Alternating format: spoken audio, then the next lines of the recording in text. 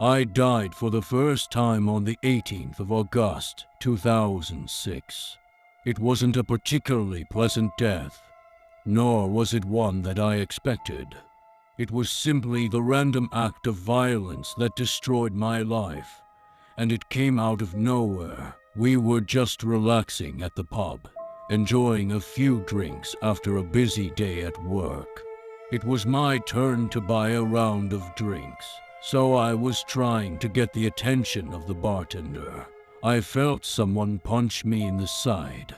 At first, I thought someone had just hit me, but then I felt the warmth and the rapid stream of blood pouring down my shirt. I realized then and there that I'd actually gotten stabbed. As far as I can remember, it wasn't even that painful. Still, my legs gave out under me, and I collapsed to the floor. Even then, I worried more about ruining my expensive suit, ignoring the fact that I might be dying. Oncoming death is funny like that. Everyone thinks they're the exception, that they'll get out from whatever horrible situation the universe has thrust upon them. At least that's what I thought, as the life drained from my body. The world around me just faded to black, and before I knew it, I had just died. Then there was the void. At first it was little more than darkness, only broken by weird shapes and colors in the distance. As I regained a sense of surroundings, I was dragged towards a new world, one without pain, suffering, nor death. All there was were people on a journey to different destinations. Whether they had all died like myself, or if they weren't born yet, I didn't know. All I knew was that I wasn't afraid anymore. The worries, the anxiety, and all my fears had been left behind. A light appeared in the distance, endlessly far away.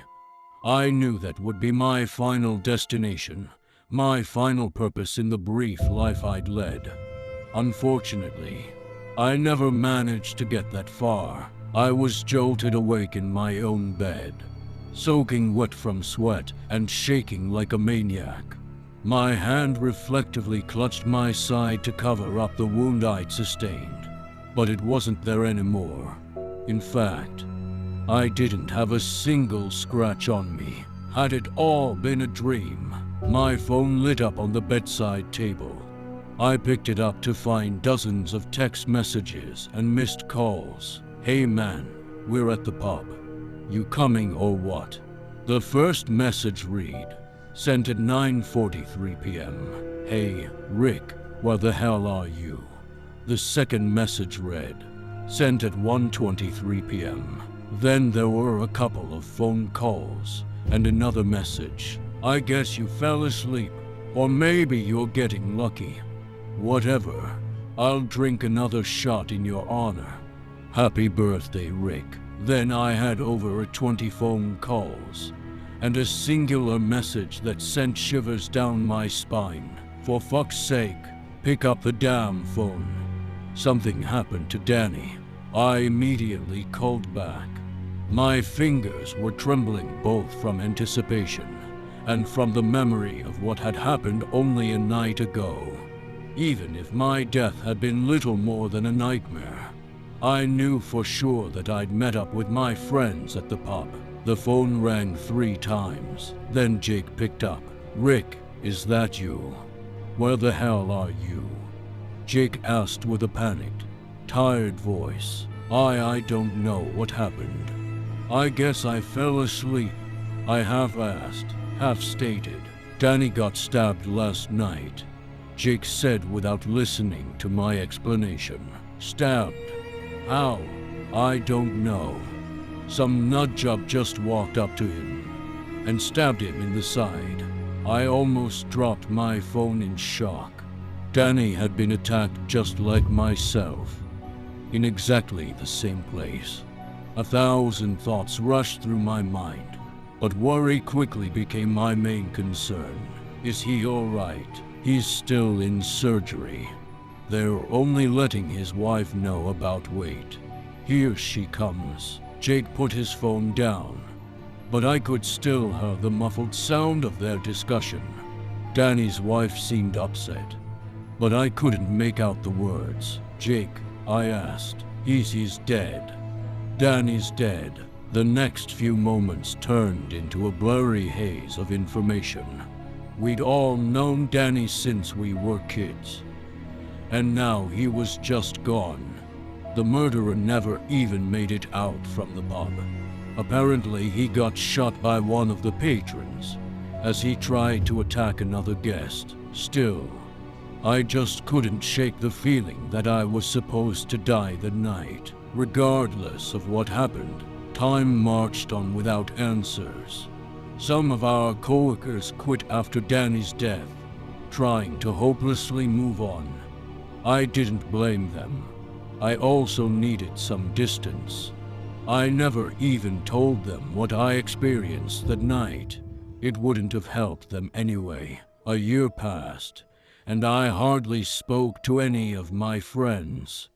I started to get some semblance of normalcy in the wake of Danny's death, but that would all come to an end on the 18th of August, 2007. My birthday had arrived yet again, and I had absolutely no intention of celebrating it. Instead, I called in sick to work, bought a bottle of whiskey, and spent the day playing video games. By the time day had given way to night, I'd almost finished the bottle. Even as a rather large guy, the alcohol had hit me hard. At around 9 o'clock, I just passed out in bed, awaiting a horrible hangover in the morning. I only awoke around midnight, when I heard the front door forcefully break open, followed by footsteps and whispers. I tried to get up, still drowsy from the alcohol. As I took one step out from my bed, I slipped and came tumbling down onto the floor. It produced a massive crash, loud enough to alert whichever intruders had broken in. I thought you said no one would be home, a man stated angrily. Don't worry about it. I'll go deal with them. The footsteps moved quickly in my direction.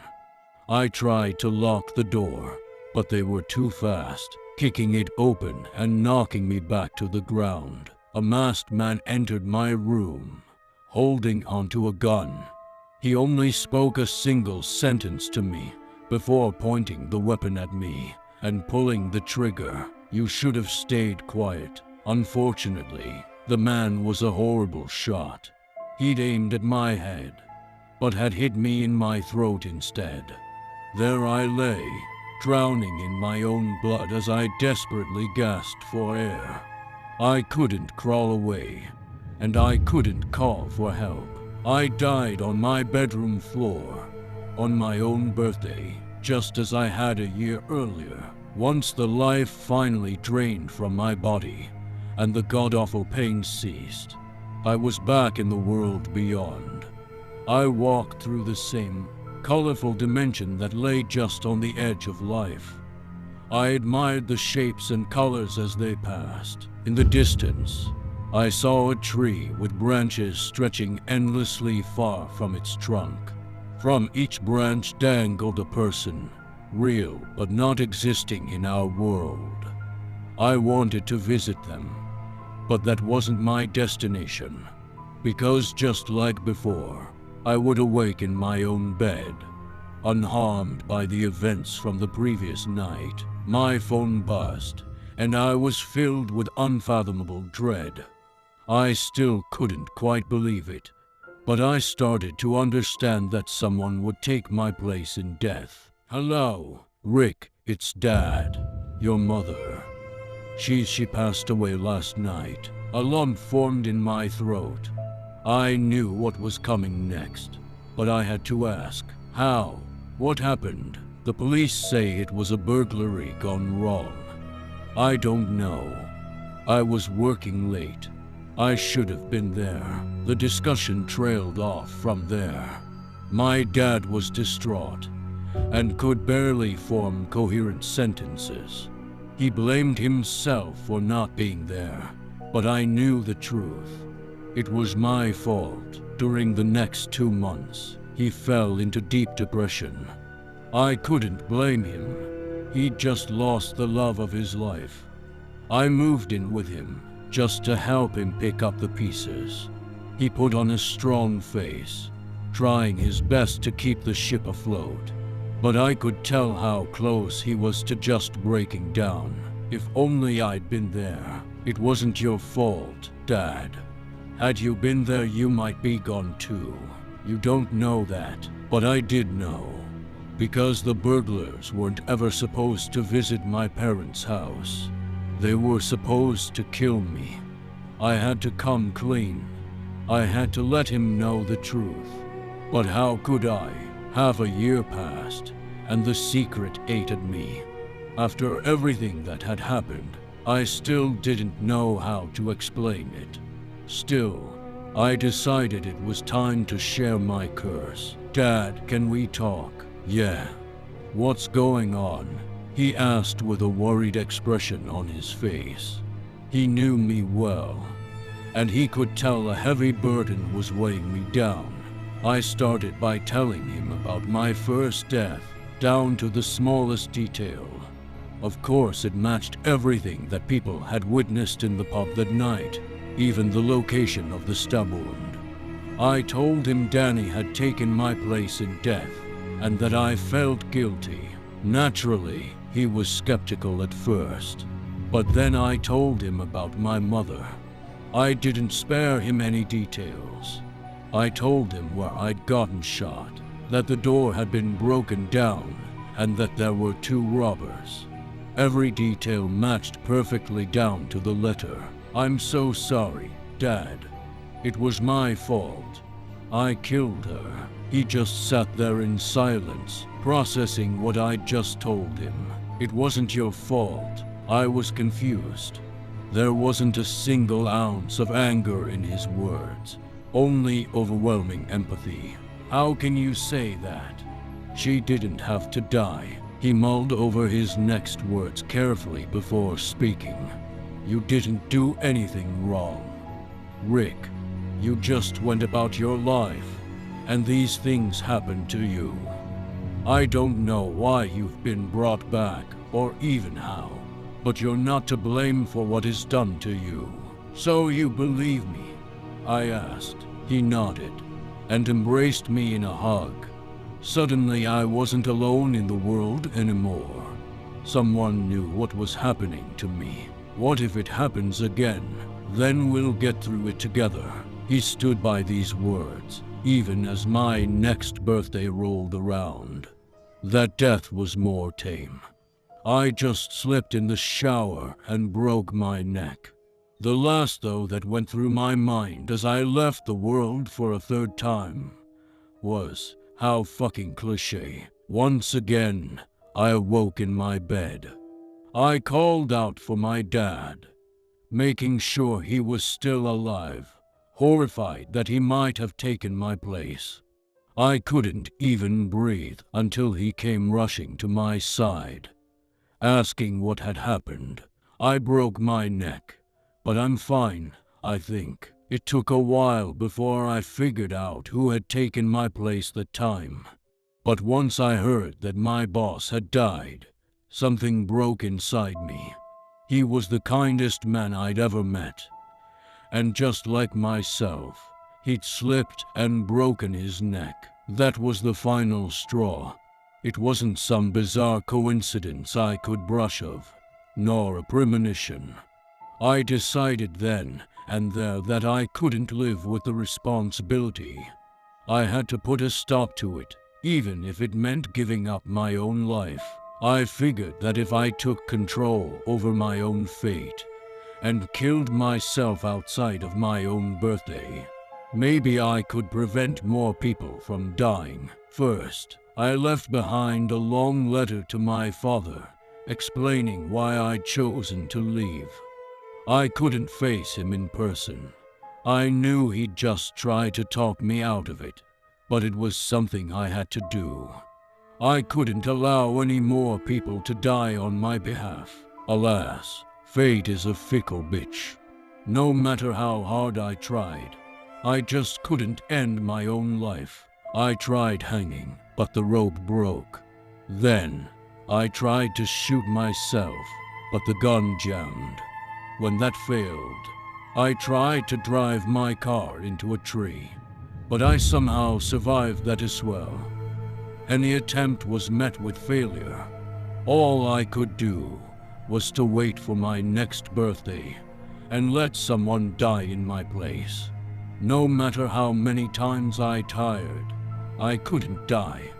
I was a slave to destiny, and it was destroying me. In 2009, I was hit by a drunk driver, and my girlfriend took my place. In 2010, I drowned, and my kind neighbor had to go through the death.